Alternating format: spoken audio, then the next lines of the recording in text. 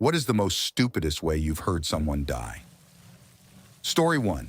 Kid at my high school died because him and his friends were taking turns hitting each other in the head with a skateboard.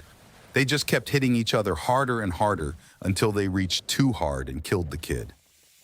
I did grow up in the time of Jackass, but I'll never understand this one. Story 2. I saw one on YouTube of this guy who had to do community service after some small crime he did. But he didn't want to do that, of course. So his brilliant idea of how to get out, it was tying 2 pillows to his back, and his friend shot him in the back. Thinking the pillows would protect him just enough to where he would get injured, but not life-threatening. Yeah, he died, and his friend was charged with murder au mau. Story 3. Gary Hoy, January 28, 1954. July 9, 1993, was a Canadian lawyer who died when he fell from the 24th floor of his office building at the Toronto Dominion Centre in Toronto, Ontario.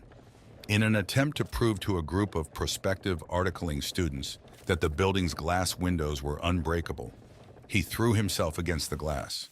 The glass did not break when he hit it, but the window frame gave way, and Hoy fell to his death. Story 4. A few weeks ago at my nearby amusement park, a man dropped his keys on a roller coaster. The workers said they could find them for him when the park closed. That wasn't good enough for him, I guess. So then he proceeded to climb over several fences with tons of signs saying danger and do not enter to try to get his keys, and was immediately hit by the coaster. Story 5 saw an accident on the interstate.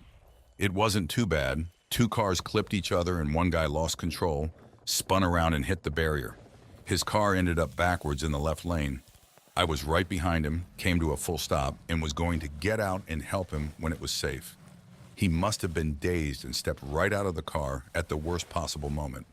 Almost immediately, he was struck head-on by a car going full speed in the middle lane. I didn't know it was possible for a 200-pound human to be airborne for that long. He was probably dead before he even hit the pavement.